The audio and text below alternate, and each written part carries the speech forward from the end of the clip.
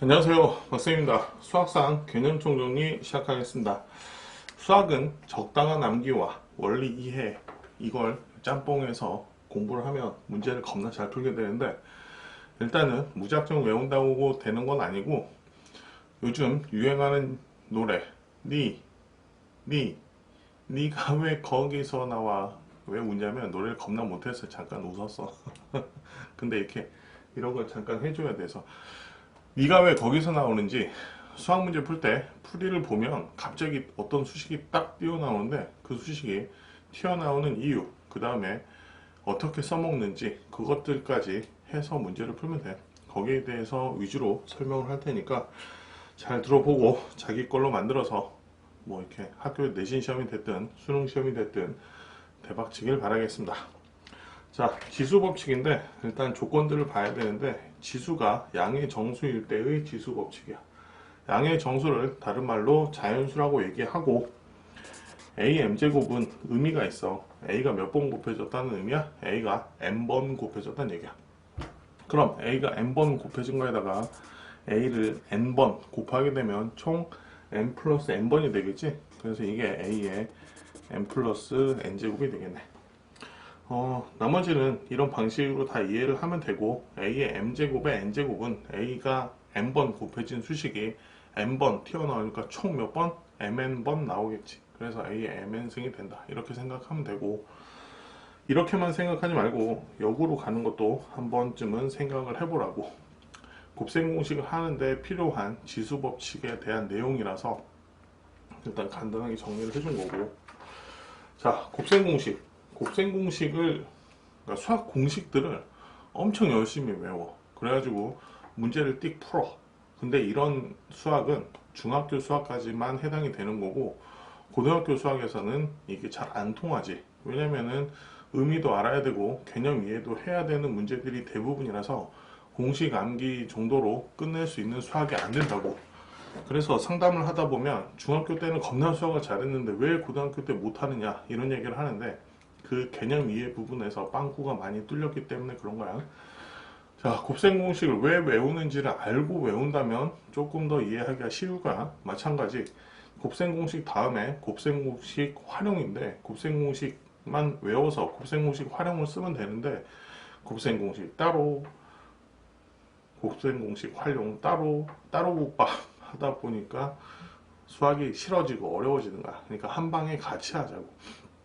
곱셈 공식을 왜 외우냐면, 일단 첫 번째, 맨날 출제되는 문제들이야. 식의 값의 계산, 합과 곱을 주어지고 갑자기 a제곱 더하기 b제곱을 구하라고 하거나 a-b를 구하라고 하거나 이렇게 하는 거야. 그 다음에 곱셈 공식은 어디다 써먹어? 인수분해 할 때 써먹잖아. 곱셈 공식하고 인수분해는 반대라서, 그러니까 뭐 이렇게 전개하는 게 곱셈 공식, 전개된 걸 묶어내는 걸 인수분해, 이렇게 얘기하잖아. 인수분해를 잘하려고 곱셈 공식을 외우는 거야.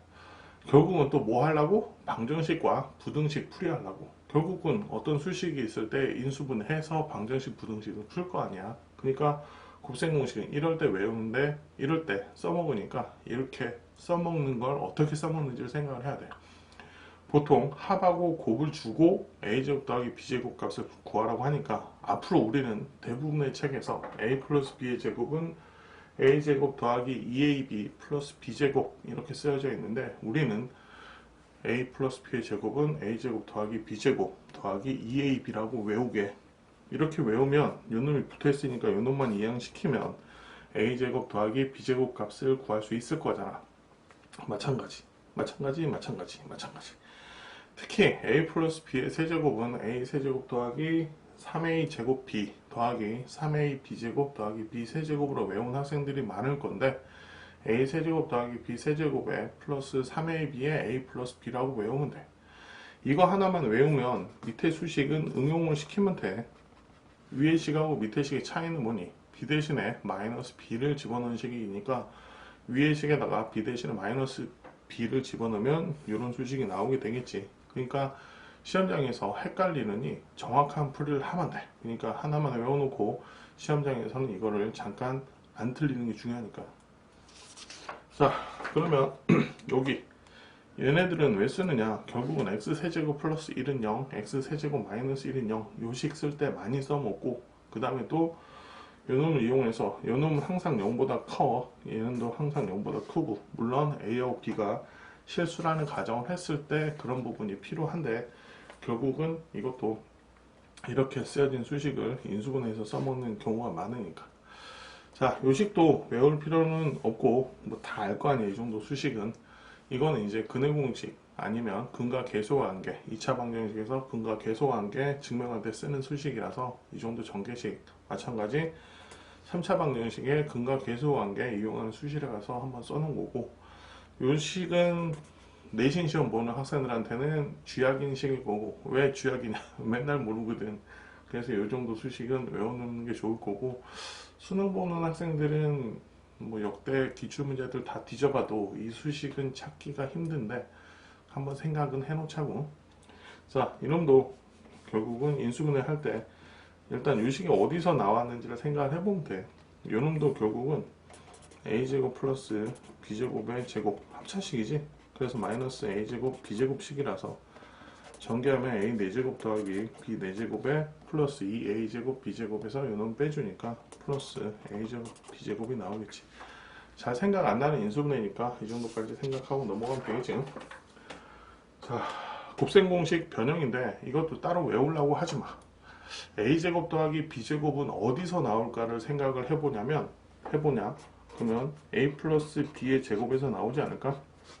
그럼 여러분들 이 정도는 곱셈공식 외우고 있잖아. a제곱 더하기 b제곱 플러스 2a제곱 b제곱 2ab 이렇게 되지.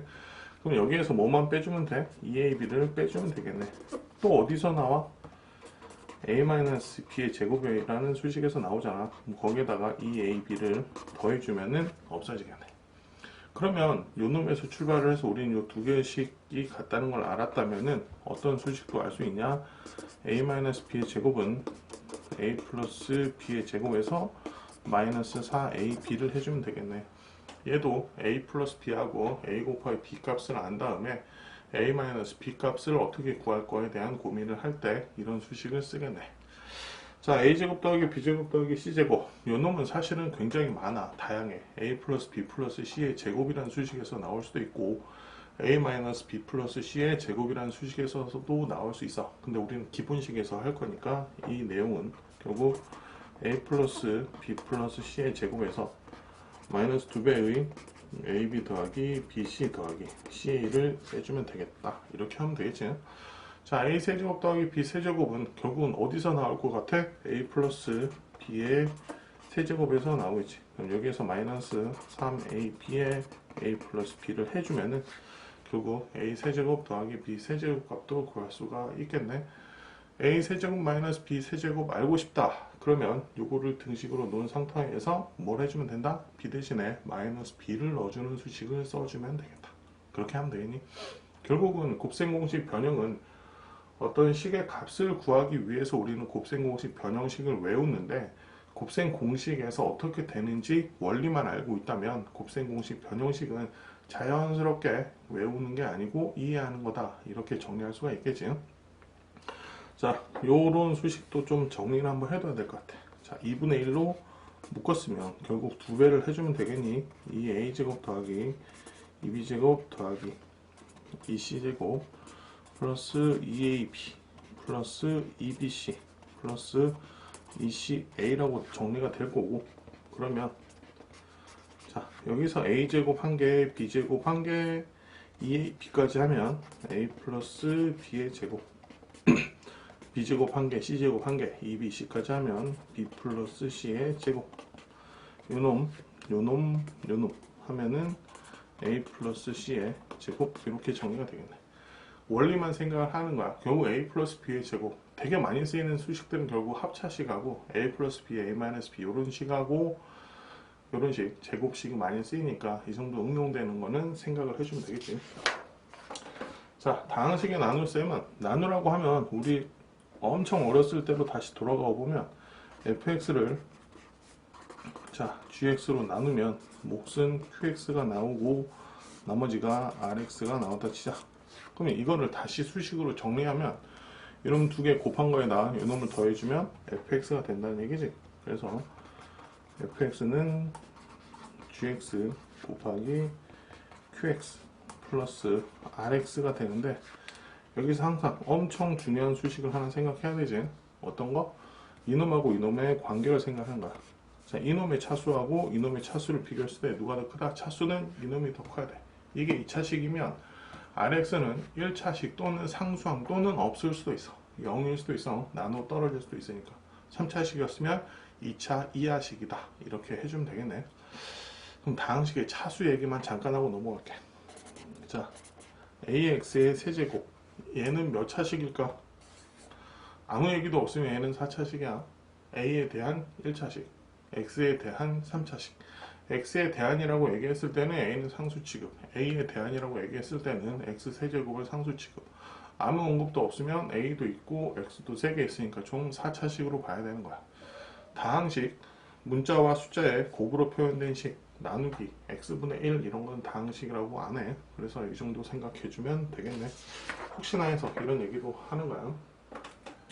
자, 중간에 잠깐 이 얘기를 해야 될 것 같아. 수학 문제를 빨리 풀려면 계산이 빠르면 빨리 풀까?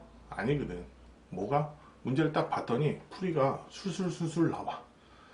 그러면 문제 푸는데 시간이 오래 걸렸다는 거는 바로 풀이가 생각이 안 나는 거야. 그러면 A라는 방법 해봐서 안 되니까 다시 지우고 B라는 방법 해보고 또 B라는 방법 안 되니까 C라는 방법 하고 그래서 풀고. 그래서 시행착오로 많이 겪다 풀면 시간이 오래 걸리는 거고 바로 풀이가 생각나면은 겁나 빨리 푸는 거야. 그러니까 계산 속도보다 개념에 대한 이해가 더 필요해. 바로 생각났다는 거는 문제를 보고 개념이 떠올랐고 그 개념에 해당하는 수식을 뽑아낼 수 있었고 그 수식 뽑아낸 거를 간단하게 풀어낼 수 있었다는 거야. 그러니까 문제를 겁나 열심히 잘 읽어야 되는 거야. 문제를 읽으면서 이게 어느 단원에 해당하는 어떤 문제인지를 파악을 하면 이거는 예를 들면 등차수열이래. 그럼 등차수열에 해당하는 거는 공차를 위주로 문제를 풀면 돼. 이거는 방정식 문제야. 그럼 방정식에 대한 개념은 이게 참일 때도 있고 거짓일 때도 있어. 대부분 A 곱하기 B는 0이라고 하면 A는 0 또는 B는 0이라는 개념을 이용해서 문제를 풀잖아. 그러니까 각 단원에 해당하는 개념을 이해를 하고 문제를 풀어야 돼. 왜 이런 얘기를 하냐? 인수분해 하라고 하면 선생님 그냥 아무 생각 안 하고 하면 되는 거 아니에요? 아니야. 생각에 순서가 있는 거야. 어느 교과서, 그러니까 개념을 잘 모르겠다라고 하면 그냥 띡 공식 보고 말지 말고 교과서를 펴서 교과서의 단원명을 읽고 그 단원에 어떤 거를 배우자고 얘기를 해줘. 그럼 그걸 좀 읽어보라고. 그리고 주저리 말로 설명되어 있는 부분을 이해해서 공부를 하는 거야. 왜냐면 그 말로 설명된 주저리 설명된 그 부분이 굉장히 중요해. 왜냐면 교육과정 평가원에서 출제하는 문제들은 그 주저리 써 있는 거를 문제에다가 포함을 시켜. 그럼 여러분들은 문제의 개념을 되게 간단하게 알고 있는데 그걸 주저리 말로 써주면 문제가 길잖아. 그러니까 읽기가 싫어. 그러니까 무슨 말인지 모르겠어. 그러니까 시행착오를 겪어가면서 문제를 푸는 거야. 그러니까 개념 부분 공부할 때는 꼭 길게 쓰여진 주저리 교과서적인 내용들 그것들을 꼭 받아들여서 공부를 하는 거라고. 그러면 인수분해를 해볼 건데, 자, 인수분해도 순서가 있다고. 대부분 다 이런 걸 잘 안 해. 첫 번째, 공통인수가 있으면 공통인수로 묶는 게 무조건 첫 번째인데 공통인수를 절대 안 묶는다고. 공통인수로 묶는 걸 생각을 하라고. 첫 번째야. 두 번째, 곱셈공식 엄청 열심히 외웠잖아. 그럼 이것들을 보려고 노력을 해봐야 돼. 어떤 곱셈공식이 여기에 적용이 돼 있을까 생각을 해보고 인수분해를 하는 거라고. 곱셈공식으로는 안 돼. 그럼 다시 쳐다봐. 뭔가 적당히 취한해서 곱셈공식을 활용할 수 있는지. 아까 했던 x 4제곱 더하기 y 4제곱 더하기 x제곱 y제곱이 있다 치자. 그럼 여기다가 하나를 더해주고 하나를 빼주고 하면은 요놈은 곱셈공식으로 x제곱 플러스 y제곱의 제곱이라고 쓸 수 있고 제곱 빼기 제곱이니까 합차식을 쓸 수 있는 거잖아. 이게 정리가 되면서 공부를 해야 된다고. 알겠어? 자, 문자가 여러 개 있는 거, 막 A도 있고 B도 있고 C도 있고. 그럼 첫 번째는 차수가 무조건 낮은 애로 먼저 정리를 해야 돼. A는 2차, B도 2차, C는 1차에서. 그러면 C에 대한 내림차순 정리를 먼저 하는 거야. 그러면 덩어리로 묶어지는 부분들이 생겨. 1번 공통 부분으로 묶어준다 이런 얘기를 했잖아. 그렇게 해서 묶어줄 수 있는 부분이 생긴다고. 그러니까 차수가 가장 낮은 애로 정리를 하는 거야. 차수가 같으면 해. 어떻게? 숫자가 일단 작은 애를 보는 거지. 개수가 작은 애. 예를 들면 x제곱은 2x제곱, y제곱은 마이너스 4y제곱 이렇게 시작한다면 x제곱으로 내림차순 해주는 게 맞겠네. 알겠어? 자, 등식. 등식은 크게 두 종류가 있어. 항등식과 방정식이 있는데 항등식은 항상 성립하는 등식이야. 또는 항상 참인 등식. 그러면 문제를 읽으면서 이거는 항등식 문제인지 방정식 문제인지 함수 문제인지 부등식 문제인지 문제를 읽으면서 파악을 해야 되잖아. 방정식 문제라면 방정식 엄청 열심히 풀면 되고 함수 문제라면 함수에서 출발해서 우리가 얻어낼 수 있는 부분들 생각해내면 되는 거야. 그러면 항등식인지 방정식인지 판단하는 근거는 문제에서 이런 용어들이 나온다. 그럼 이거는 항등식이 되는 거지. 모든 실수 x에 대해서 이미 실수 x에 대해서 x에 관계없이 어떤 x에 대해서도 항상 성립하는 등식. 이제 나중에 수학 하에서 어떤과 모든에 대한 부분은 영재에서 다시 설명을 해주긴 할 건데 어떤 x에 대하여도 항상이란 말이 들어가. 그럴 때는 항등식이야. 당연한 얘기 아니야. 항상 성립하는 등식. 그럼 이제 항등식이 있으면 항등식이라고 얘기하고 위정계수 A, B, C 계수들을 찾아내라고 해. 그러면 항상 성립하는 등식이기 때문에 x에 뭘 넣어도 항상 성립하지. 그러면 수치를 대입을 해서 찾아내는 방법이 있을 거고 아니면 그냥 두 개가 똑같아야 돼. 예를 들면 ax제곱 플러스 3이 3x제곱 플러스 b라고 했다 치자. 그럼 얘네는 항등식이어야 되니까 x제곱의 개수끼리 같아야 되고 상수항끼리 같아야 되니까 a는 3이고 b도 3이다. 이렇게 하는 게 개수비교. 자, x제곱 플러스 x 플러스 1이 x-1에 x-2에 a 더하기 b에 x-2에 x-3에 플러스 c에 x-1에 x-3이 있다 치자. 그러면 a는 어떻게 구해? 여기다가 공통으로 0으로 만들 수 있는 숫자가 x에 3을 넣었을 때네. 그럼 여기도 x에 3을 대입해서 개수비 x에 3을 넣어서 구해주면 그게 a겠지. b 구하고 싶으면 1 넣으면 될 거고 c 구하고 싶으면 2 넣으면 되겠네. 이게 수치 대입법이야. 그러니까 뭐 이름까지 알 필요는 없지만 숫자를 대입하니까 수치 대입법 어떻게 찾는지 정도는 알아야 될 거 아니야. 문제를 풀려면. 자, 등식의 종류 두 번째는 우리가 여러분들이 너무나 사랑해야 하는 방정식이야.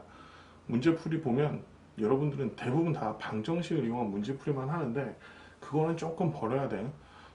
수능 해설 강의를 많이 해주고 있는데 그 문제풀이들을 보면 방정식을 조금 덜 이용하고 문제를 풀거든. 그러니까 여러분들이 연립방정식만 푸는데 성질을 이용해서 문제 푸는 걸 좀 더 고민을 해봐야 된다고. 알겠어? 자, 방정식은 문자가 포함된 등식이야.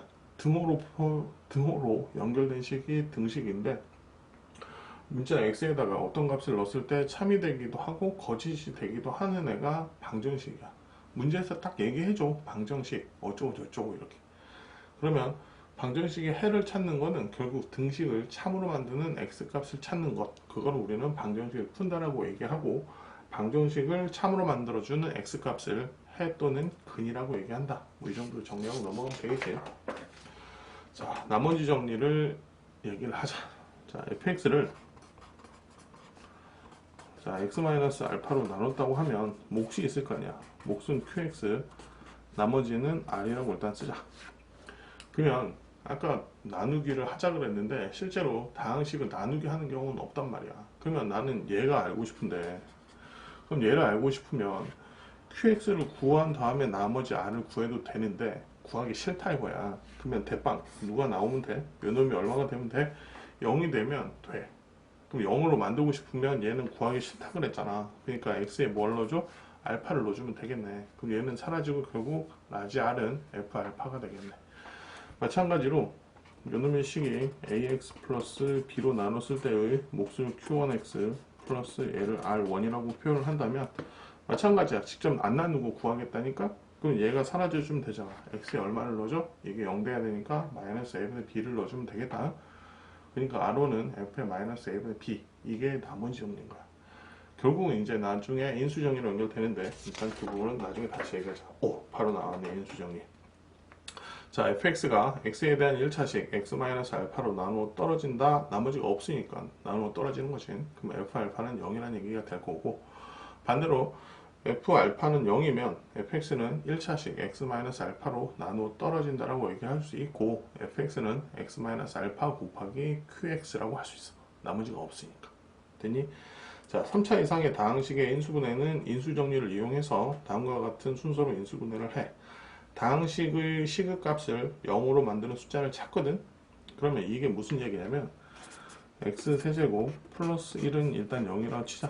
뭐 이거는 여러분들이 외우기도 했잖아. 근데 요거를 0으로 만드는 x 값을 찾는데 여기에 개수가 1이었고 여기도 1이잖아. 그러면 1분의 1이니까 1하고 마이너스 1을 부호를 플러스 마이너스, 그러니까 최고 차이의 개수분의 상수항 나눈 다음에 그놈의 약수들 중에서 작은 거부터 큰 거 순서대로 쓰고 플러스 마이너스를 써서 대입을 해보는 거야. 그럼 얘도 x에다가 마이너스 1을 대입하면 0이 되겠지. 그렇게 해서 인수분해를 해주면 되는 거야. 자, 수의 분류. 일단 자연수 분류는 뭐 홀수와 짝수 일단 분류할 수 있겠지. 1의 자릿수가 홀수면 홀수, 1의 자릿수가 짝수면 짝수가 되는데, 그 원리를 얘기해 주자면, 예를 들면 5211이라는 숫자가 있으면 이 5210 곱하기 1인데 플러스 1인데 요놈의 숫자는 다시 521 곱하기 10이라고 쓸 수 있거든. 근데 이 10이라는 숫자가 2 곱하기 5라서 2의 배수도 되고 5의 배수도 되는 거야. 그래서 5의 배수는 1의 자릿수가 0 또는 5면 되는 거야. 2의 배수, 짝수의 특징도 1의 자릿수가 0, 2, 4, 6, 8 짝수면 짝수가 되는 이유가 요 앞부분, 요만큼의 덩어리는 항상 짝수이기 때문에 1의 자릿수만 보고 홀수냐 짝수냐를 판단을 했던 거야. 알겠니? 자, 그러면 자연수 분류는 약수의 개수에 의해서 분류할 수 있는데, 첫 번째 1은 소수도 아니고 합성수도 아닌 거야. 소수는 약수의 개수가 2개인 수고 합성수는 약수의 개수가 3개 이상인 수야. 그러면 뭐 약수에 관련된 거는 유튜브 찾아보면 내가 약수의 개수, 약수의 합, 약수의 곱 해서 찍어놓은 영상이 있으니까 그걸 보길 바랄게요. 하나만 뭐 간단한 팁 하나만 주자면, 약수의 개수가 홀수인 수는 누구? 제곱수는 약수의 개수가 홀수야. 그것만 좀 기억을 해두면 될 것 같아. 자, 그럼 3의 배수의 특징은 각 자리의 숫자의 합이 3의 배수면 3의 배수다 이렇게 얘기하는데, 원리를 좀 가르쳐 줄까? 자, 너무 큰 수로 하면 그러니까 이렇게 하면 얘는 100a 플러스 10b 플러스 c인데 요 놈을 99, 요 놈을 9b, 그 다음에 여기를 c라고 쓰면 여기 a 있고 여기도 b도 있고 c를 1로 갖다 쓰자. 그럼 얘네들은 9로 묶을 수가 있지. 9로 묶어지니까 9의 배수지. 그러면 각 자리의 숫자의 합이 9의 배수면 9의 배수가 되고 3의 배수면 3의 배수가 되겠다. 이게 원리야. 자, 뭐 3의 배수하고 9의 배수도 한번 해봤고, 4의 배수는 아까 얘기한 것처럼 5211이 있으면 5200 곱하기 52 곱하기 100 플러스 11이 되거든. 그러면 이 100이라는 숫자는 10의 제곱이라서 4의 배수도 되기도 하고 25의 배수가 되기도 하는 거야. 그러면 이 덩어리는 4의 배수였으니까 결국 10의 자리하고 1의 자리만 뚝 떨어뜨려 놨을 때 이놈이 4의 배수면 전체는 4의 배수가 되겠네. 이게 4의 배수의 특징이야. 6이라는 숫자는 2와 3의 공배수지. 2의 배수이기도 하고 3의 배수이기도 하니까 각 자리의 숫자의 합이 3의 배수이면서 1의 자릿수가 짝수면 6의 배수가 되겠구나 하면 돼. 뭐 8의 배수, 7의 배수는 굳이 안 할게요. 자, 다시 수의 분류, 실수를 분류를 다시 해볼 건데, 양의 정수, 이게 자연수지. 그럼 0도 있을 거고 음의 정수가 있지. 그럼 얘네를 묶어서 우리는 정수라고 얘기하고, 정수가 있으면 뭐가 있어? 정수 아닌 유리수가 있어. 자, 정수 아닌 유리수를 묶어서 우리는 정수하고 정수 아닌 유리수를 묶어서 유리수라고 얘기하고, 유리수가 아닌 실수를 무리수라고 얘기하고, 얘네를 다시 묶어서 우리는 실수라고 이렇게 얘기를 하거든. 그러면 분류를 좀 할 수 있어야 되는데, 정수 아닌 유리수는 여기서 써놓은 것처럼 유한소수하고 순환하는 무한소수가 있어. 그러면 무한소수는 무리수이다라고 얘기하면은 이건 틀린 내용이야. 자, 유리수하고 무리수를 구분 짓는 거는 유리수는 정수분의 정수꼴로 표현되는, 즉 분수로 표현할 수 있어야 되는데 분모는 0이면 안 되고 분자 분모에 쓰여진 수도 모두 다 정수일 때만 우리는 유리수라고 하는 거야. 그럼 무리수는 순환하지 않는 무한소수라고 얘기도 하고 유리수가 아닌 실수라고 얘기도 하겠지. 자, 그럼 이 실수의 정의는 제곱해서 0 이상인 수를 우리는 실수라 그래. 그러면 근해 공식에서 저 뒤에 붙어 있는 루트 b제곱 마이너스 4ac를 판별식이라고 하는 이유가 실수의 정의가 제곱해서 0 이상이기 때문에 루트 안이 음수였으면 제곱해서 음수인 수, 루트 안이 0이면 제곱해도 0인 수, 루트 안이 양수면 제곱해서 양수가 되기 때문에 거기를 판별식이라고 하는 거야. 조금 뒤에서 다시 한번 다뤄줄게. 내용은 한번 더 읽어보고 정리하면 돼. 자, 절대값 하면은 무조건 0보다 크면 절대값 안을 0으로 만드는 x값을 찾는다. 절대값 안을 0으로 만드는 x값을 어쩌고 저쩌고 해서 플러스 붙여주고 마이너스 붙여준다. 이런 얘기를 하는데 절대값의 의미부터 좀 알고 넘어가는 게 어떨까? 여기가 0일 때 요 a가 있으면 요 0까지의 거리, 그놈이 절대값이야. 그럼 요 a가 0보다 클 때는 당연히 절대값 a는 a가 나올 거 아니야. 이번에 a가 여기 있었어. 그러면 거리는 0에서 a를 빼주는 거잖아. 그래서 이만큼의 거리는 마이너스 a가 되는 거야. 그래서 절대값 a는 마이너스 a가 되겠지. a가 0보다 작을 때. 거리를 뜻하기 때문에 그래. 그러면 절대값 x-3은 수직선이 이렇게 있는데 여기가 3이 있겠지. 그러면 x가 여기냐 x가 여기냐에 따라서 우리는 큰 놈에서 작은 놈 빼는 게 거리잖아. 그래서 이게 3 빼기 x라고 하는 거고, x가 3보다 작을 때는, x가 3보다 이상일 때는 x에서 3을 뺀 거라고 얘기하지. 그러니까 의미 한번 파악해보고 생각하면 돼. 수직선 상에서의 거리, 그게 절대값 기호의 의미구나 라고 생각하면 돼요. 절대값의 성질 한번 읽어보면 되는데 출제위원들이 되게 좋아하는 절대값의 성질이, 얘는 절대값 a의 제곱이랑 그냥 a의 제곱은 같아. 뭐 예를 들면 x제곱 마이너스 3 절대값 x 플러스 얼마라고 할까? 뭐 마이너스 4라고 할까? 는 0이다. 그럼 이런 놈이 있으면 여러분들은 문제를 풀 때 절대값, 그러니까 x가 0보다 클 때 작을 때 나눠서 풀잖아. 그러지 말고 이놈도 절대값 딱 붙여줘서 절대값의 제곱이라고 한 다음에 절대값 x를 t로 치환해서 방정식을 풀어버리는 게 빠르다는 얘기야. 출제위원이 조금 좋아하는 내용이야, 저 내용. 자, 가우스 기호 겁나 싫어하지? 자기 자신을 넘지 않는 최대의 정수. 4.1의 가우스는 4라는 건 겁나 잘 알지? 근데 마이너스 3.1의 가우스는 뭐지? 라는 생각을 잠깐 하는데 이것도 수직선을 그려주면 돼. 마이너스 4하고 마이너스 3이 있으면 이 정도의 마이너스 3.1이 있을 건데 가우스 기호는 무조건 왼쪽 정수를 읽어주는 거야. 그러면 쉬워. 그러면 정수 부분을 가우스 x라고 표현을 했다면 소수 부분은 자기 자신에서 정수 부분을 뺀 놈이다. 그렇게 기억하면 돼요. 모든 수의 소수 부분은 항상 0 이상 1보다 작다로 표현이 되거든. 그러니까 뭐 사실 따져주고 보면 소수 부분을 먼저 결정해주고 정수 부분을 결정하는 거야. 즉 마이너스 3.1은 이거는 마이너스 4 플러스 0.9로 정리하거든. 이게 가우스의 내용이다 보니까 뭐 그렇게 잘 출제 안 되니까 뭐 내신 시험에서도 출제 안 하는 학교도 있고 대놓고 가우스는 안 배우는 거다라고 얘기하는 학교도 있고 해서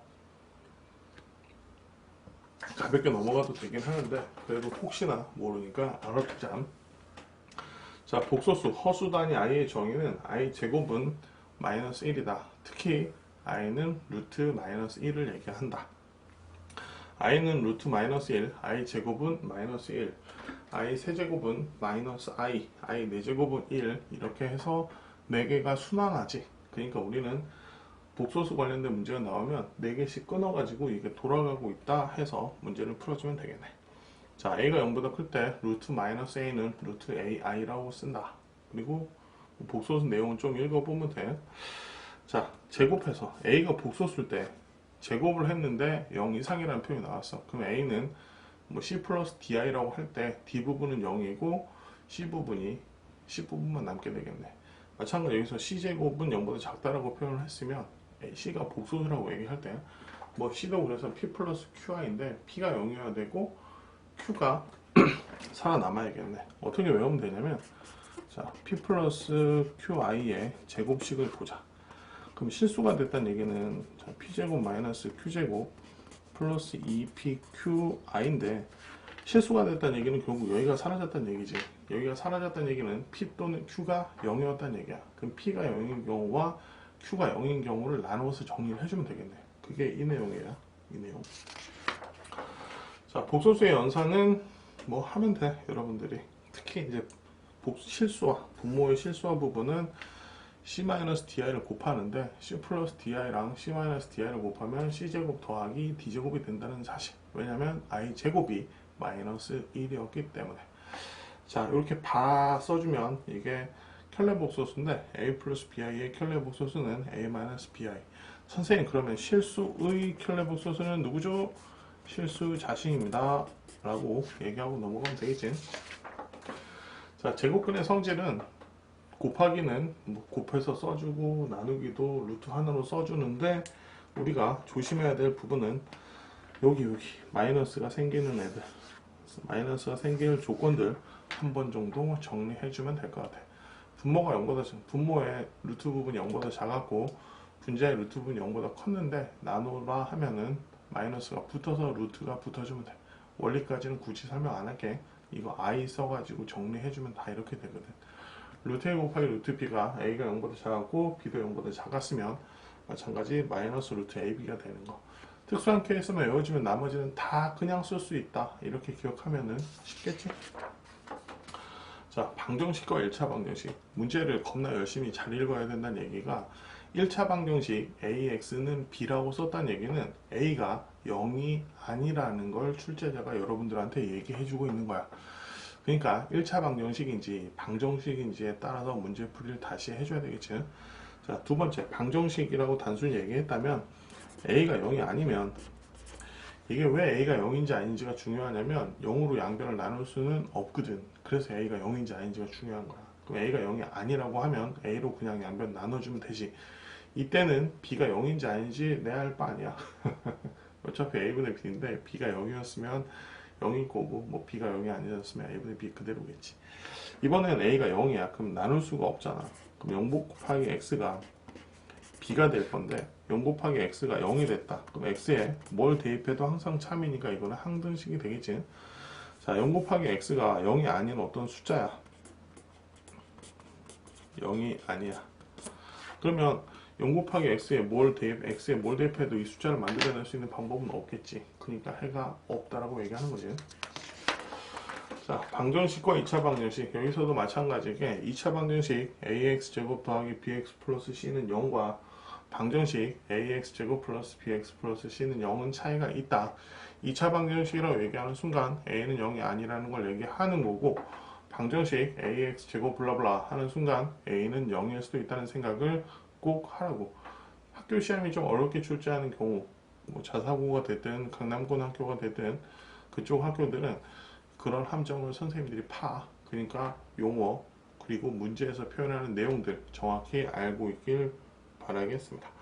그리고 또 하나, 2차 방정식을 풀이를 할 때 첫 번째 무조건 인수분해거든. 근데 여러분들은 전개를 너무 사랑한 나머지 근각계수 관계부터 생각하는 경우가 있어. 근데 그러면 안 돼. 자, 내용은 한번 읽어보고 얘기하면 될 것 같고, 실근과의 조건은 이따 함수 얘기하면서 할까? 바로 여기서 얘기하자. 자, 아까 실수가 정의가 제곱해서 0 이상인 수라 그랬잖아. 그럼 이 루트 부분이 만약에 루트 안이 음수였다 라고 얘기하면 이 놈은 제곱하게 되면 음수가 되지. 마찬가지 루트 안에 양수가 있으면 제곱하면 양수가 되는 거야. 물론 여기서 가정 하나가 필요한데 루트 a의 제곱은 a고 루트 a 제곱은 절대값 a라는 사실도 여러분들이 알아야겠지. 자, 그래서 판별식이 b제곱 마이너스 4ac 였던 이유가 실수의 정의 때문에 그런 거고, 그러면 b제곱 마이너스 4ac, 물론 a, b, c는 실수일 때를 얘기하겠지. 그러면 실근까지 조건은 판별식이 0 이상이야. 왜냐하면 저기가 실수면 되니까. 실수는 0 이상이니까. 근데 서로 다른 두 실근이 되려면 b제곱 마이너스 4ac가 0이면 돼? 안 돼? 안 돼. 서로 다른 두 실근이니까 두 개가 존재해야 되니까. 그러니까 두 실근은 0보다 커야 돼. 허근가일 때는 0보다 작고 당연하게 0보다 작았으면 허근은 두 허근이 되는 거지. 자, 그러면 여러분들을 경각심을 불러일으켜 주기 위해 준비한 세 문제인데, 자, 두근이 알파 베타라고 하면 뭐 하고 싶어져? 또 알파 플러스 베타는 마이너스 7, 알파 곱하기 베타는 1이라고 쓰고 싶잖아. 근데 2차 방정식의 두근이 알파 베타라고 얘기하면 우리가 알고 있는 식은 알파 제곱 플러스 7알파 플러스 1은 얼마다? 0이라는 사실이야. 그럼 여기서 알파 제곱 플러스 7알파는 마이너스 1, 베타 제곱 플러스 7베타도 마이너스 1이라는 거지. 출제자가 띠리리야. 딱 식이 보이면 여러분들을 이렇게 유도하고 있지. 알파 플러스 베타의 제곱 마이너스 2알파 베타를 쓰라고 요구하고 있어. 함정을 살포시 파준 거지. 하지만 우리는 이런 함정에 빠지면 안 된다는 얘기지. 자, 그 다음 문제 2차 방정식 x제곱 마이너스 2x 마이너스 1은 0의 두근은 알파 베타다. 이 얘기도 결국은 x제곱 마이너스 2x 마이너스 1이라는 수식이 x 마이너스 알파 x 마이너스 베타로 인수분해 된다는 게 우리가 생각해야 되는 첫 번째지. 알파 플러스 베타가 2, 알파 곱하기 베타가 마이너스 1, 근각계수 관계가 1번이 아니란 얘기지. 그러니까 이놈은 여기 수식 x 대신에 뭘 집어넣은 식이다?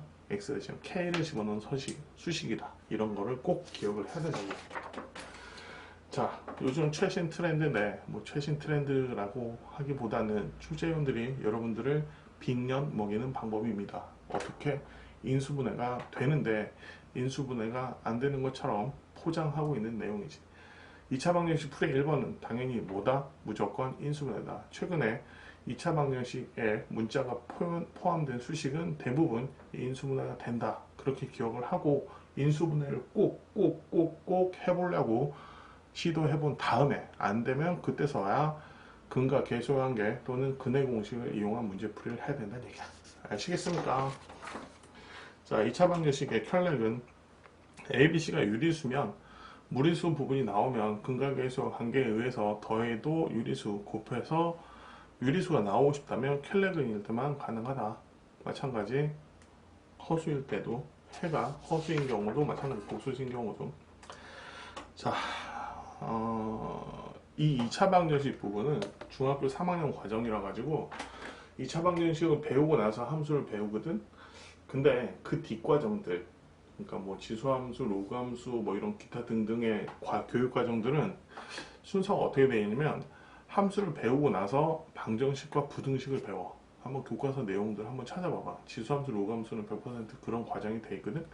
그 이유가 뭐냐면 방정식과 부등식은 함수의 일부라서 그런 거야. 그럼 여기서 2차, 자, 첫 번째는 2차 함수지. 물론 a가 0이 아니라고 가정을 했을 때 얘는 2차 방정식, 얘는 2차 부등식. 물론 부등호가 이렇게 생기네, 이렇게 생기네, 이렇게 생기네, 뭐 다 부등식이 되겠지. 그럼 세 개의 공통점은 뭐냐면 2차식이잖아. 그러면 요 식에다가 0을 집어넣으면 요 식이 나오는 거지.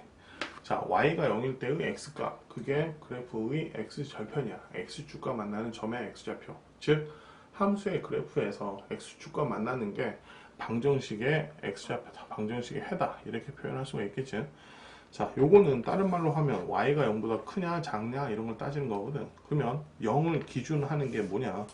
x축이 0을 기준으로 하는 거야. 그럼 2차 부등식이 이렇게 있었다 치자. 그러면 0보다 큰 x값을 찾으래.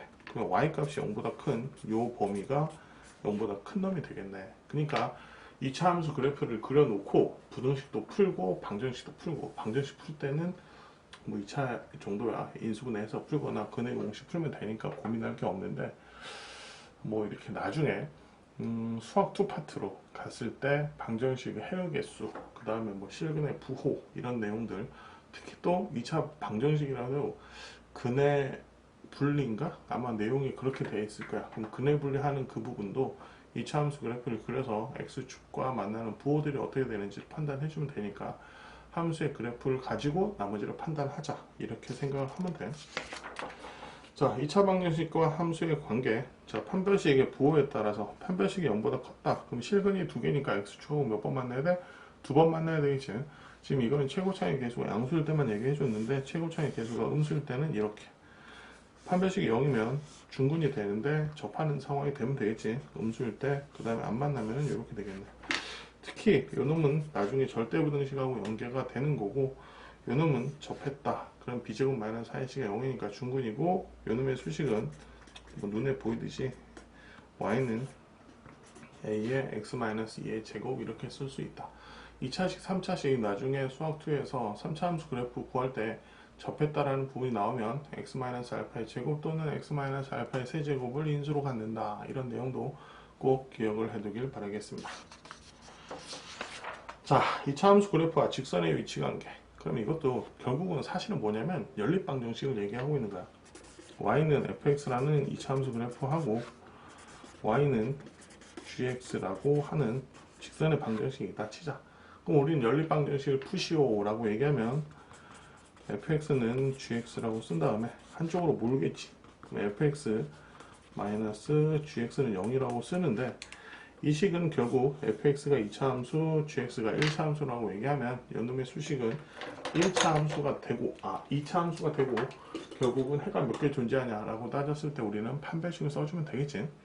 자, 2차 함수 그래프가 있는데 직선이 이렇게 있다면은 해는 빵개, 연립방정식의 해가 연립방정식의 해는 함수의 그래프의 교점의 개수하고 동일하다. 또는 함수의 그래프의 x좌표를 연립방정식 x의 해라고 해. x랑 y는 이제 순서상으로 구해주는 게 연립방정식의 풀이긴 한데, 교점의 x좌표가 연립방정식의 해의 x다 이렇게 생각하면 돼.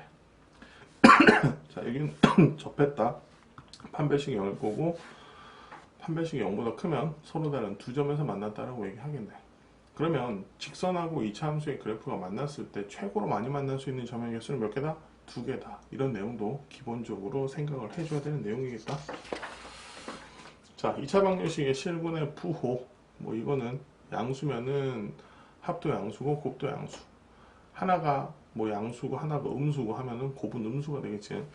특히 이렇게 두 근이 서로 다른 부호일 때는 판별식을 안 썼는데, 자, 실수의 제곱은 b제곱은 항상 0 이상이지. 그럼 마이너스 4ac를 했는데, 두 근의 곱이 음수면 a 곱하기 c도 음수라서 음수에다가 마이너스 곱해주면 양수로 바뀌겠지. 그럼 0 이상에다 양수를 해주면 이건 항상 0보다 크니까 서로 다른 두 식은일 때는 판별식을 쓸 필요가 없겠구나. 이것도 기억을 해줘야 될 내용이지. 자, 근의 분리 문제는 뭐 하나만 예로 들어보자. 두 근이 모두 1보다 크다. 그러면 함수의 그래프를 그려. 이렇게. 1은 여기 있으면 되겠지. 자, 두 근인데 서로 다른이라고까지 얘기해 줄까? 자, 서로 다른 두 근. 그러면 일단 x축과 두 번 만나야 되니까 판별식은 0보다 크다라고 얘기하면 되니? 자, 요거를 y는 fx라고 표현할게. 그럼 f에 1 넣었을 때 눈에 보다시피 함수값은 0보다 커야 되겠지. 근데 이렇게만 딱 표현, 요 두 개만 놓고 보면 두 근이 모두 다 1보다 작을 때도 이 성질은 만족을 해. 그럼 여기다 또 뭘 해줘야 돼? 자, 추계 방정식이 1보다 크다까지 표현을 해줘야 되겠네. 이렇게 해주면 두 근이 모두 다 1보다 클 때의 상황이야. 물론 이거는 최고차의 개수 양수일 때를 얘기하는 거야. 이렇게 얘기하면 되겠니? 그러면 두 근 사이에 1이 있을 때는 1 집어넣었을 때 뭐 하면 돼? f1이 0보다 작으면 최고차의 개수가 양수였고, 이렇게 되면 한 근은 1보다 크고 한 근은 1보다 작다. 근의 분리. 그러니까 2차 함수 그래프하고 2차 방정식의 관계, 2차 함수의 그래프의 x축과 만나는 점의 좌표가 2차 방정식의 해가 된다. 이 내용을 알고 있다면 2차 함수 그래프, 문제에 해당하는 2차 함수 그래프를 적당히 그려. 그래가지고 파악을 해주면 돼요. 자, 2차 함수의 최대 최소. 뭐 그래프를 그려서 사실은 판단을 해야 돼. 최고차의 개수가 양수인지 음수인지, 그 다음에 범위가 어디에 있는지를 생각을 해야 되는데, 우린 이 추계 방정식 부분을 좀 생각을 하자. 이거는 안전제곱식 만들어서 뭐 a로 묶은 상태에서 x 플러스 2a분의 b의 제곱 플러스 블라블라 이렇게 되니까 추계 방정식은 x는 마이너스 2a분의 b, 꼭지점의 x좌표, x는 꼭지점의 x좌표 이렇게 표현하면 추계 방정식인데, 이거를 따로 외울 필요가 없어. 여러분 벌써 다 아는 식이거든. 근의 공식, 2차 함수의 가장 중요한 특징은 좌우 대칭인데, 근의 공식이 2a분의 마이너스 b 플러스 마이너스 루트 t잖아. 그럼 2a분의 마이너스 b를 기준으로 플러스 마이너스 2a분의 루트 d만큼을 더해주고 빼주고요. 그러니까 만약에 근이 이렇게 있다고 하면 여기를 기준으로 이만큼을 더해주고 이만큼을 빼주고 이만큼을 더해주고 이만큼을 빼줘야 될 거 아니야. 그래서 여기 추계 방정식의 근의 공식의 앞대가리 마이너스 2a분의 b라는 사실을 기억하면 돼요. 뭐 나중에 수투에서 배우긴 하겠지만 여기가 그 값을 갖는 x 값이기 때문에 저놈을 미분했을 때 2ax 플러스 b는 0의 해 그게 마이너스 2a분의 b이기도 하거든. 뭐 그렇게 이해를 하면 되겠지.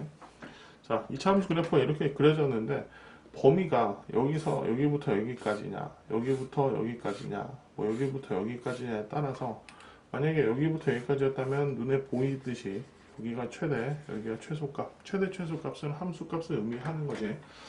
그러니까 수학 문제를 뭘로 푼다? 눈으로 푼다. 2차함수 그래프 엄청 열심히 그려봐야 되고 2차함수 그래프를 엄청 잘 그려야만 나중에 3차함수, 4차함수 그래프도 열심히 그리게 되겠지.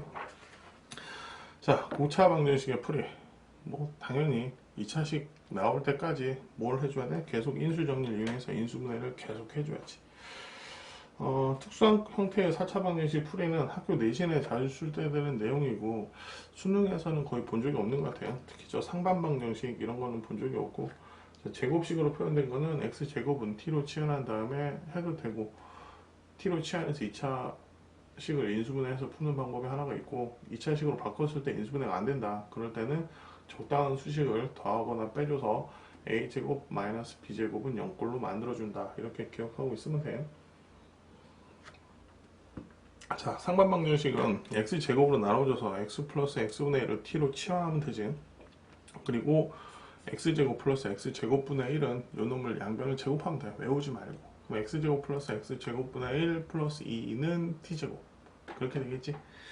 그래서 t제곱 마이너스 2라고 쓸 수 있겠지. 자, 3차 방정식의 근과 계속관계 또 강조하지만 3차 방정식의 해가 알파, 베타, 감마다 라고 표현하면 ax 세제곱 플러스 bx제곱 플러스 cx 플러스 d는 a 괄호 열고 x 마이너스 알파, x 마이너스 베타, x 마이너스 감마라는 수식. 자, 여러분은 이런 식의 수식을 보면 손이 가요, 손이 가, 어디로 전개로 그러면 안 된다고. 그러면 여기서 생각을 할 때 3차 방정식의 세근을 알파, 베타, 감마라고 했다면 이 3차 방정식은 인수분해가 어떻게 된다? x 마이너스 알파, x 마이너스 베타, x 마이너스 감마로 인수분해 된다는 생각을 먼저 한번 해야 되고 구해야 되는 식이 3 플러스 알파, 3 플러스 베타, 3 플러스 감마라면 x에다 뭘 집어넣어보자? 마이너스 3을 넣어보자는 얘기지. 그 다음에 양변에 마이너스 쌍 묶어서 마이너스 한번 곱해주면 답이 나오겠다. 항상 2차 함수, 3차 함수 기본식은 알파, 베타, 감마가 해가 나왔다 라고 얘기하면 근과 계속 관계 생각하기 전에 인수분해가 되지 않을까라는 생각을 먼저 한번 꼭 해보자. 정말 중요해서 얘기를 항상 하는 거야. 자, x세제곱은 1, x세제곱은 마이너스 1 두 개 다 동시에 생각해주면 되는 식인데 자, x세제곱은 1을 풀으려면 x세제곱 마이너스 1은 0 만든 다음에 인수분해를 하겠지. 허근을 오메가라고 했으니까 오메가는 1이면 안 되겠네. 허근이라고 했으니까 그러면 여기다가 오메가를 대입을 했을 때 0이라고 정리할 수 있어서 오메가 제곱 플러스 오메가 플러스 1은 0이 되겠네. 개수들이 모두 다 실수였기 때문에 켤레근을 또 다른 하나의 근으로 갖겠다. 그래서 오메가의 켤레목 소수를 오메가 바라고 표현을 하게 되면 근과 계수관계에 의해서 오메가 플러스 오메가 바는 마이너스 1, 오메가 곱하기 오메가 바는 1임을 알 수가 있겠다. 자, 그 다음에 그럼 오메가 제곱은 여기서 나머지를 이항해주면 되겠지. 그럼 오메가 제곱은 마이너스 오메가 마이너스 1이 되겠지. 그러면 여기서 다시 오메가 마이너스 오메가 마이너스 1은 뭐가 돼? 오메가 바가 되지. 그럼 여기서 또 오메가랑 오메가 바 곱해서 1이 된다고 했으니까 다시 요거는 오메가 분의 1이겠네. 사실은 어떤 식에서도 나올 수 있냐면 오메가가 해니까 오메가 세제곱은 1이지. 그럼 양변을 오메가로 나누면 오메가 제곱은 오메가 분의 1이 되겠지. 오메가 세제곱은 x 세제곱은 마이너스 1의 허근의 성질은 여러분이 요거와 같이 한번 해보길 바라겠습니다. 여러분 똑똑하니까 금방 할 수 있을 거야. 자, 연립방정식은 사실은 곰곰이 생각해보면 y는 fx라는 함수의 그래프 하나, y는 gx라는 또 함수의 그래프 하나거든. 그럼 두 그래프의 교점의 좌표들을 구하는 것, 그게 연립방정식의 풀이가 되고, 연립방정식의 해 개수는 그래프의 교점의 개수가 된다. 이렇게 생각할 수 있겠지. 그러면 두 직선의 위치관계. 그리고 또 하나. 그러면 연립방정식은 일단 미지수가 두 개 이상이 되거든. 그럼 교육활동상이 어떻게 되니? 중학교 때로 돌아가 보면 1차 방정식 배우고 1차 방정식 한번 배우고 그 다음에 중학교 2학년 때 연립방정식을 배우거든. 그럼 연립방정식은 미지수가 두 개 이상이 되고 그냥 방정식은 미지수가 한 개였잖아. 그럼 첫 번째로 해야 되는 게 뭐야? 미지수 개수를 줄여주는 거야. 그럼 미지수 개수를 줄여주는 방법이 두 가지가 있겠지. 가간법, 대입법. 뭐 또 하나 다른 거 있는데 그건 굳이 얘기 안 할게. 별거 아니라서. 그럼 미지수 개수를 줄여준다가 핵심이지 뭐가 가간법인지 뭐가 대입법인지 중요하진 않아. 즉 미지수 개수를 줄여줘서 미지수 개수를 줄여서 방정식을 푼 다음에 다시 그 값을 대입해주면 나머지 하나의 문자에 대한 값도 구할 수가 있겠구나 이렇게 생각을 하면 되겠네. 자, 1차 연립 방정식의 해의 개수. 1차 연립 방정식은 결국 직선의 방정식의 관계를 먼저 생각을 해보면 돼요. 직선의 방정식의 관계는 평행할 때, 그 다음에 한 점에서 만날 때, 또는 일치할 때 이렇게 되겠지. 자, 한 점에서 만날 때, 즉 기울기가 다르다. 평행할 때, 기울기가 같을 때, 일치할 때는 기울기도 같고 y절편도 같다. 그거를 이렇게 표현한 건데 결국 기억해야 될 거는 평행하다. 그러면 기울기는 같고 y절편은 다르다. 한 점에서 만난다. 기울기가 다르다. 일치한다. 기울기도 같고 y절편도 같다. 그래서 이런 비례식이 나오는 거니까 뭐 굳이 외울 필요는 없지 않을까 생각을 해요.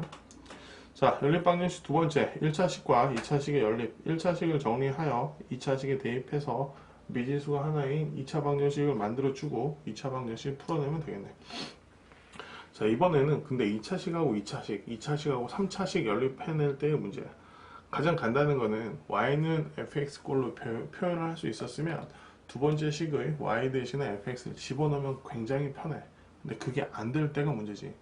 그러면 이거는 대부분 이제 나중에 이걸 음함수라고 표현하는데 f의 x, y가 0이라고 표현돼서 이 왼쪽 식이 x하고 y 상수항이 없는 x하고 y 식으로만 표현이 돼서 이퀄 0이라고 하면 이 식 자체가 뭐가 되냐면 인수분해가 되는 경우가 많아. 그 대부분 인수분해가 돼. 그래서 인수분해가 된 상황에서 y는 fx, y는 gx라고 표현이 가능하지. 그럼 그거를 다시 y 대신 대입하면 오롯이 x에 관련된 방정식 만들어질 테니까 대입해서 풀어주면 되겠네. 그러면 두 개의 수식도 여기도 엄청 복잡한 수식의 숫자, 여기도 엄청 복잡한 수식의 숫자가 있으면 적당히 어떤 숫자를 곱해서 저 숫자 부분을 날려버려요. 그러면 y는 fx, y는 gx 꼴로 인수분해가 되는 식을 만들 수가 있거든. 그렇게 해서 방정식을 풀어내는 내용이야. 결국 중요한 건 뭐다? 문자의 개수를 줄여주기 위해서 어떻게 하느냐. 알겠니? 자, 요것도 여러분들이 잘 모르고 출제가 잘 안 되긴 하는데 그래도 좀 알아두면 좋은 거. 근각계수 관계를 평상시에 알파고 베타가 해면 알파 플러스 베타는 마이너스 A분의 B다. 알파 곱하기 베타는 A분의 C다. 이것만 하지 말고 X 플러스 Y가 뭐 X 곱하기 Y가 뭐다. 그럼 이거는 T에 대한 방정식을 만들어줘서 그 T에 대한 2차 방정식의 해가 X하고 Y였다는 거를 이용해서 문제를 접근할 수도 있겠다. 이렇게 생각을 해주면 되겠죠.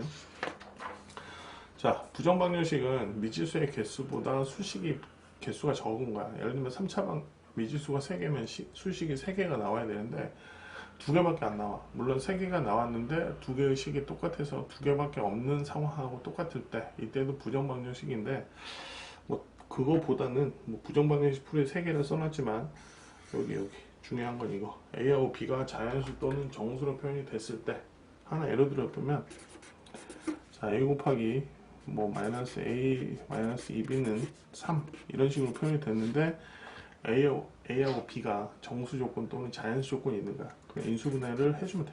A하고 B 이렇게 써주면 되고 A에는 마이너스 1이 곱해져야 되니까 이거 마이너스 1 B에는 마이너스 2가 곱해져야 되니까 이거 2 여기는 갑자기 없던 2가 생겼으니까 오른쪽에도 2를 더해줘서 5라고 바꿔주면 되겠네. 자연수 정수 빼기 정수는 정수거든. 그러면서 얘도 정수, 얘도 정수니까 얘가 정수를 내면 1 곱하기 5 또는 마이너스 1 곱하기 마이너스 5. 물론 5 곱하기 1, 마이너스 5 곱하기 마이너스 1 이렇게씩 또 나올 수가 있겠지. 이렇게 풀어내는 거. 부정방정식이 나오면 어렵다고 생각하지 말고 정수 조건, 정수 조건, 자연수 조건, 자연수 조건 있는지 없는지 판단해서 그 부분까지 해주면 되겠지. 자, 부등식의 성질. A가 B보다 클 때 양변의 같은 수를 더하거나 빼거나 양수를 곱하거나 양수를 나누거나 해도 부등식의 방향은 바뀌지 않는다. 만약에 음수를 곱하거나 나누거나 할 때는 부등식의 부호가 바뀐다. 이렇게 하면 되겠지. 자, A하고 B하고 서로 다른 부호면 곱해도 0보다 작고 나눠도 0보다 작다. 그거는 꼭 기억을 해줘야 될 내용이겠다. 이 내용. 자, AX가 B보다 크다? 뭐 이런 1차 부등식 풀이를 모르는 학생들 없을 테니까 과감히 넘어갈게. 자, 연립부등식 풀이는 A가 B보다 크고, B가 A보다 컸고 C는 B보다 컸다 라고 얘기하면 이건 연립부등식이거든. 동시에 만족하는 부등식, 그게 연립부등식이니까 서로 풀어서 교집합 부분을 찾아주면 되겠다. 자, 절대값 기호가 있는 부등식, 저것도 뭐 풀어주면 되겠지. 아니면 이제 꺾어져 올라간다 뭐 이런 표현 쓰긴 하는데 여러분들 한번 읽어보고 그대로 이해하면 될 것 같아요. 아까 얘기했듯이 2차 부등식과 2차 함수, 그러면 2차 함수 그래프가 이렇게 그려졌는데 이놈이 y는 fx라는 그래프라고 할게요. 그럼 이렇게 보통 외워. 작은 놈보다 작고 큰 놈보다 크다, 작은 놈보다 크고 큰 놈보다 작다 막 이렇게 외우는데 그러지 말고 눈으로 보고 풀면 돼. 여기가 알파였고 여기가 베타였다고 하면 fx가 0보다 크려면 어쩌면 되니? 요 놈이 0보다 큰 놈이고 요 놈도 0보다 큰 놈이잖아. 0보다 클 때 x값들은 요 놈들을 대입해주면 되겠지. 그래서 x가 알파보다 작거나 또는 x가 베타보다 크다 이렇게 해주면 되고, fx가 0보다 작다라고 하면 x는 알파하고 베타 사이다 이렇게 2차 함수 그래프 그려서 표현해주면 되겠구나. 기억하고 있으면 되지.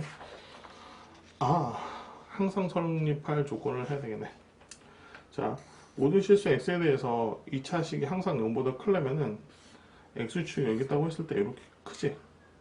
여기가 x축이 되는데 x축이 0보다 x축보다 다 크니까 x축하고는 만났어 안 만났어? 안 만났지.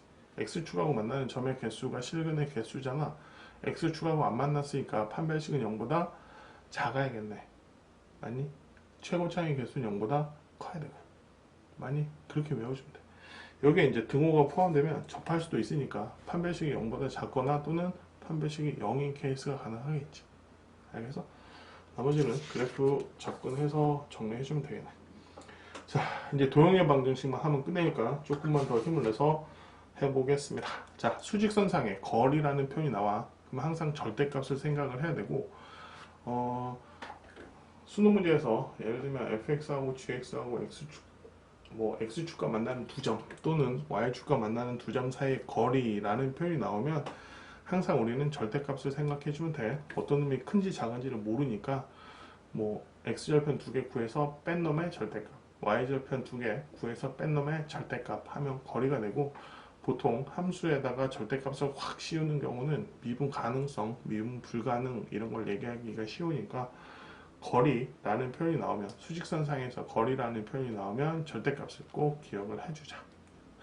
자, 좌표평면 위에 두 점에서 자, 요놈이 x1, y1, 요점의 좌표가 x2, y2라고 하면 이 두 점 사이 거리는 항상 이렇게 해서 피타고라스를 생각하면 되겠지.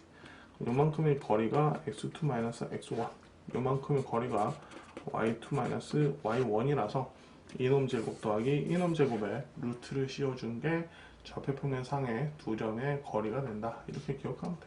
거리는 다 뭐 피타고라스. 물론 이제 j 코사인 법칙이 교육과정상에 들어오면서 뭐 j 코사인 법칙을 쓰는 경우도 있는데 일단 기본적으로는 점과 점 사이 거리를 구할 수가 있어야겠지. 자, 내분점, 외분점은 어렵게 생각하지 말고 A하고 B가 이렇게 있으면 M 대 N 하고 여러분이 기억할 건 하나밖에 없어. 자, 이런 만큼 본 사람들 겁나 많을 건데 샤넬 많이 봤잖아. 이렇게 기억하고 있으면 돼. 그러면 내분점은 M 플러스 N에다가 요 놈은 1로 요 놈은 1로 지금 이렇게 딱 절반만 나오는 거는 지금 수직선상에 나서 그래. 그래서 MB 플러스 NA 외분점은 마이너스 붙어주면 돼. 순서대로 A 대 B, A, B를 M 대 N 순서대로 다 써주고 정리하면 되겠지.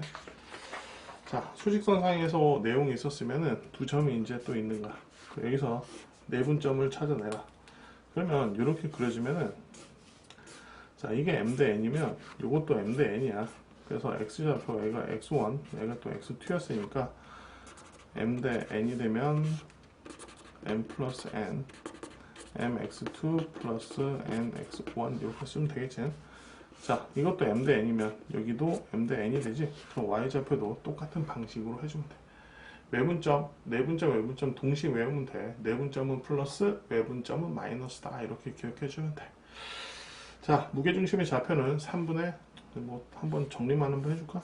자, 무게중심의 좌표는 여기 중점에다가 이렇게 연결했을 때 여기를 2대1로 내분하는 점, 뭐 중점이니까 2분의 뭐 x2 더하기 x3 2분의 y2 더하기 y3 그놈이랑 x1 y1이랑 2대1로 내분하는 점에 1대1로 내분하는 점에 좌표를 찾아주면 이런 공식이 나와. 이과생들의 경우에 기하 벡터에서 무게중심이 자주 등장을 했었는데 이제 기백이 없어지면서 조금 아쉬운 상황은 됐지. 아닌가? 공부할 게 줄어서 좋니? 그렇진 않을 건데 미적분 파트에서 뭘 또 얼마나 해결 방칙한 문제를 출제할지 몰라서 어려울 수도 있는데 아무튼 하나하나 다 정리해두면 못할 건 없으니까 하면 돼.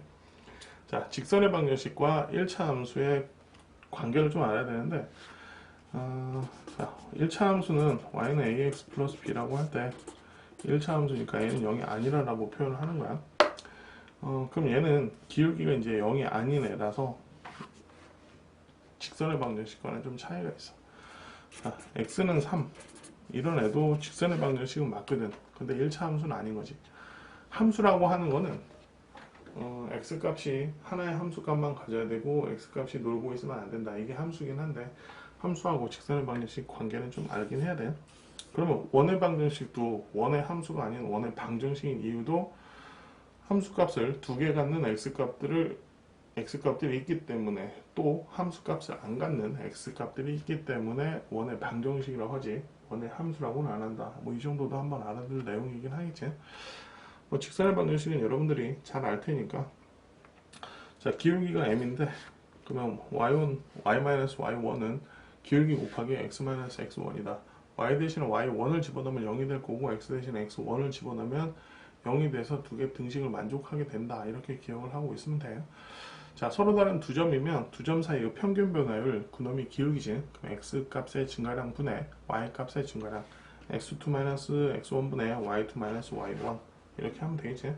근데 x1하고 x2하고 똑같았으면 분모 부분이 0이 되니까 조심해야 되는데 이거는 x 값이 똑같았다. 그러면 y축과 평행한 이런 직선의 방정식이 되겠지.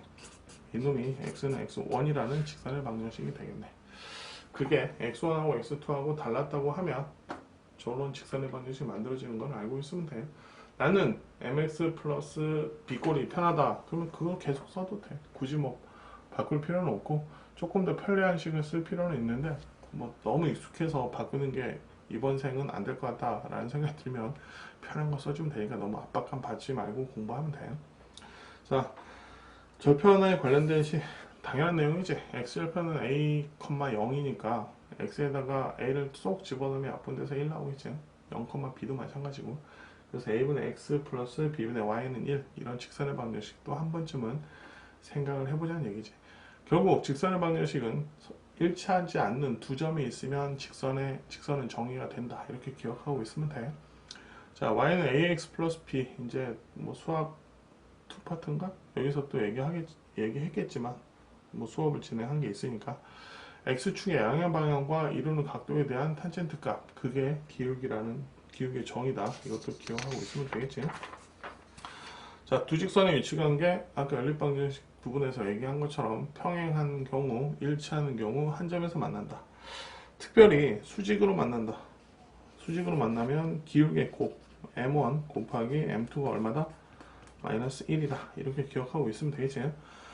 선생님 그러면 m1, m2가 곱했는데 1이 나오는 케이스는 뭔지 알 수 있을까요? y는 x에 대한 대칭, 역함수 관계. 직선 두 개가 y는 x에 대한 대칭인 경우에 기울기의 곱이 1 나온다. 이것도 기억하고 있으면 되겠지. 물론 이런 경우도 있어. 평행한데 두 개가 기울기가 둘 다 1이었거나 둘 다 마이너스 1인 경우도 있다는 것만 생각 한 번쯤 하고 넘어가면 되겠지. 자, 점과 직선 사이의 거리 공식도 당연히 외워둬야 될 내용이고, 점과 직선 사이의 거리는 항상 수선거리야, 수선거리. 그래서 원래 이 공식 증명할 때 어떻게 하냐면, 이 직선의 기울기 알 테니까 이 점 지나는 이 직선의 방정식을 구해. 그래서 이 교점의 좌표를 구한 다음에 이 두 점 사이의 거리를 구하는 방식으로 하는데, 이거 어렵다. 그래서 항상 ax 플러스 by 플러스 c는 0%로 바꾼 다음에 루트 a제곱 더하기 b제곱 분의 절대값 한 다음에 점을 여기로 쏙 대입했다고 생각하면 돼. ax1 플러스 by1 플러스 c의 절대값. 이제 이거는 절대값인 이유가 점의 좌표가 이쪽에 있는지 이쪽에 있는지에 따라서 요 값이 플러스이기도 하고 마이너스이기도 하기 때문에, 그래서 절대값을 붙여준다 라고 생각하면 되겠지. 점과 직선 사이 거리 공식 정도는 외워주는 게 좋겠습니다. 자, 원의 방정식. 일단 원은 뭐냐, 여러분들이 뭐 초등학교 때부터 컴파스로 많이 그려봤을 거 아니야. 그럼 컴파스로 뾰족한 부분을 어딘가로 콱 찍었어. 친구 다리 찢어졌나? 그러면 안 돼. 자, 그러면 그게 원의 중심이 되고, 이게 a, b라고 할 때 요 위에 한 점, 이 점을 x, y라고 하겠네. 그럼 이 거리가 항상 뭐가 된다? 반지름이 되는 거지. 그러면 이것도 점과 점 사이의 거리, x-a의 제곱 플러스 y-b의 제곱은 r제곱, 이렇게 됐을 때 우린 이거를 원의 방정식이라고 한다. 중심의 좌표가 특히 0,0이면 a하고 b 대신에 0 대입하면 되지. 그래서 x제곱 더하기 y제곱은 r제곱, 이렇게 할 수 있겠네. 자, x축에 접했다. 그러면 x축에 접했으면 이렇게 접했을 거고, 요 중심의 좌표를 a, b라고 하면 반지름의 길이가 요 b가 되겠지. 그래서 x축에 접하는 원의 방정식은 x-a 제곱 플러스 y-b 제곱 b제곱. 외우지 말고 그냥 인식하면 돼. 이렇게 됐을 때는 여기 접했으니까 요만큼의 길이가 a가 되니까 반지름이 a인 경우, x축하고 y축하고 동시에 접했다는 거는 a하고 b의 절대값이 같았다는 얘기고, 부호는 1, 4분면, 2, 4분면, 3, 4분면, 4, 4분면 네 군데가 있을 수 있어서 저기서 플러스 마이너스 a라고 쓴 거야. 자, 원의 방정식의 일반형, 요거는 뭐 제곱식, 완전 제곱식 이용해서 만들어 보면 되겠지. 그래서 완전 제곱식 만들었을 때 요 오른쪽 부분 생기는 부분이 있거든. 원래 저게 이제 4분의 a제곱 플러스 b제곱 마이너스 4c 이렇게 나올 건데, r제곱이잖아. 그럼 반지름이 있어야 되잖아. 그럼 오른쪽에 r제곱이니까 0보다 커야만 반지름이 있다는 얘기고, 그래야 원의 방정식이라고 얘기할 수 있어서 요 단, 요게 0보다 크다는 내용은 그렇게 들어간 거니까 알고 넘어가면 되겠다. 자, 원과 직선의 위치 관계. 그럼 원도 x하고 y에 대한 2차식이고, 직선은 y는 mx 플러스 b꼴이니까 대입을 하면 y 대신에 mx 플러스 b를 대입을 하게 되면 x에 대한 2차 방정식이 만들어지지. 그럼 x에 대한 2차 방정식이니까 x가 2개 나왔다. 그러면 x가 실근이 2개 나왔다. 그러면 두 점에서 만난 거. 중근이 나왔다. 접했다. 실근이 안 나왔다. 만나지 않았다는 얘기랑 똑같은 거지. 근데 자, 접한 상황은 여기서 원의 중심에서 직선까지 거리가 반지름하고 같다. 이걸 이용해서 푸는 게 더 좋겠지. 원 잘 그렸는데 오늘. 자, 원의 접선의 방정식. 이게 0,0인 원인의 방정식이 있었다 치고, 요즘의 좌표가 x1, y1이라고 하면 접선의 방정식이니까 이렇게 그려질 거 아니야. 그러면 기울기의 곱이 마이너스 1이어야 되잖아. 그럼 이 직선의 기울기가 x1분의 y1이 되지. 그러면 y-y1은 이 직선의 기울기가 x1분의 y1이면 요거는 마이너스 y1분의 x1이 되겠지. 그래서 마이너스 y1분의 x1이라고 쓰고, x-x1을 쓴 다음에 양변에 y1을 곱한 다음에 y1 제곱 더하기 x1 제곱은 r 제곱을 대입을 해주면 요런 원 위에 한 점에서, 특히 중심이 0,0일 때 이런 식이 나오고, 뭐 요거는 그 다음에 중심이 a, b는 일부러 안 써놨어. 공식이 있긴 한데 그냥 이것만 정리하라고. 자, 기울기가 m인 직선의 방정식은 y는 mx 플러스 b라고 쓴 다음에 원의 중심에서 직선까지 거리가 반지름하고 같다라고 풀어내면 이런 수식이 나와. 물론 여기서 이제 r이 0보다 크다 이런 표현도 해야 되는데, 그냥 반지름이라서 0보다 크니까 그냥 뭐 굳이 부호는 안 붙여줘서 이것도 기억 한번 해주면 되겠지. 자, 두 원의 위치 관계는 결국 중요한 거는 뭐냐면, 중요한 건 이것만 생각하면 돼. 원의 중심 접했을 때만 지금 내가 설명을 하려고 하는데, 중심 접점은 2이면 항상 일직선상에 놓인다, 이렇게 기억하고 있으면 돼. 그럼 이놈이 R1, 이놈이 R2라고 하면, 이 중심 가는 거리를 D라고 하면 R1 더하기 R2가 중심 간의 거리랑 같으면 외접. 요만큼의 길이가 R2, 요만큼의 길이를 R1이라고 하면 R2 마이너스 R1이 중심 간의 거리 D가 되면 내접이야. 근데 이제 어떤 놈이 큰지 몰랐으니까 이제 절대값을 붙여주긴 한 거거든. 이 상황만 이해를 하고 뭐 R1 더하기 R2가 D보다 큰지 작은지 이런 내용들은 또 정리해주면 돼. 그러니까 너무 어렵게 생각하지 않아도 돼.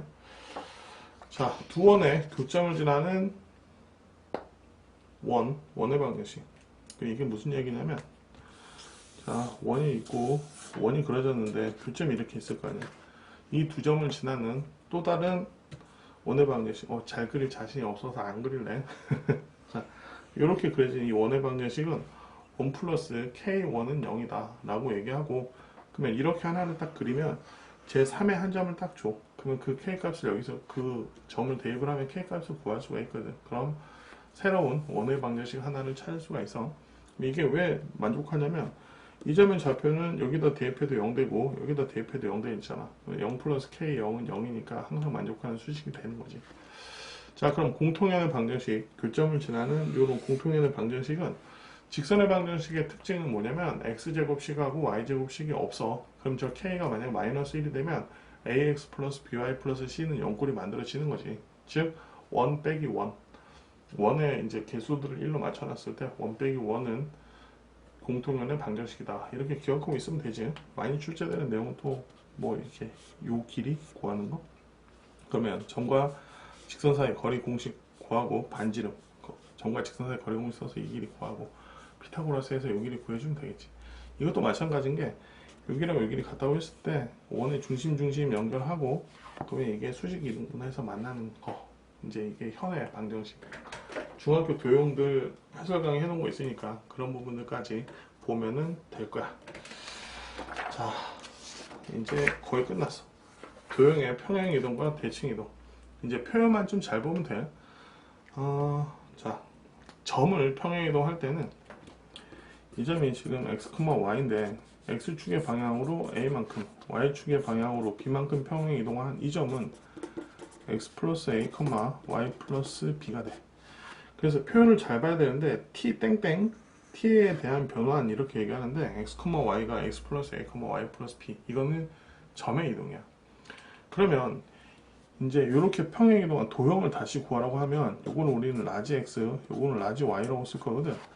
그럼 원래 여기에 수식은 x, y는 0이라는 어떤 도형의 방정식이 있었을 건데, 여기다가 x 대신에 뭘 대입해야 되니? 라지 x 빼기 a를 대입을 해야 되는데, 평행 이동한 도형의 방정식도 스몰 x, 스몰 y로 우리가 표현을 해주려고 해서 라지 x인데 그거를 다시 스몰 x로 바꿔서 x-a, y-b는 0이라고 표현을 하는 거야.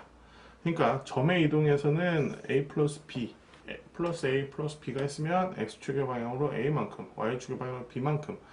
여기 보면 잘 봐봐. 이게 도형의 이동이야. 도형의 이동.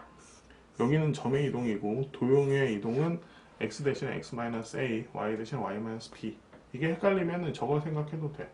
x제곱 더하기 y제곱은 1이라는 원을 x축의 방향으로 3만큼, y축의 방향으로 2만큼 평행 이동했다면 중심의 좌표는 3,2고 중심의 좌표가 3,2인 원의 방정식은 x-3의 제곱 플러스 y-2의 제곱은 1이 되지. 그러니까 도형에 대입할 때는 부호가 반대로 들어간다. 원래 이제 이게 자취의 방정식 구할 때 쓰는 식들인데, 그래서 점의 이동인지 도형의 이동인지에 따라서 플러스 해야 되는지 마이너스 해야 되는지 그 부분을 꼭 기억하고 있으면 될 것 같아요. 드디어 마지막 장이다. 이제 점의 대칭 이동, 이것도 외우지 말고 점 하나가 이렇게 있다 쳐. A점이 이렇게 있으면 이게 A, B야. 그러면 이 점을 X축에 대해서 대칭 이동 시켰으면 X좌표는 똑같고 뭐만 부호가 반대다? Y좌표만 부호가 반대야. Y축에 대한 대칭 이동 시켰으면 X좌표만 반대. 원점 대칭 이동시키면 둘 다 반대. y는 x에 대한 대칭이다. x랑 y의 좌표를 바꿔주면 되겠다. 이거는 도형의 대칭 이동시킬 때도 x 대신에 마이너스 x 대입하면은 y축에 대한 대칭이고, x축에 대한 대칭이면 y 대신에 마이너스 y가 들어가면 되겠다. 대신에 x 대신에야 x 대신에만 넣어줘야 되고 y 대신에만 넣어줘야 된다는 거 기억하면 되겠지. 자, 간단하게 수학상 개념 총정리 한번 해봤는데, 수학하도 최대한 빨리 올려줄 테니까 열심히 듣고 열심히 배워서 수학 쉽게 공부할 수 있었으면 좋겠습니다. 오늘 수업은 여기까지 하겠습니다.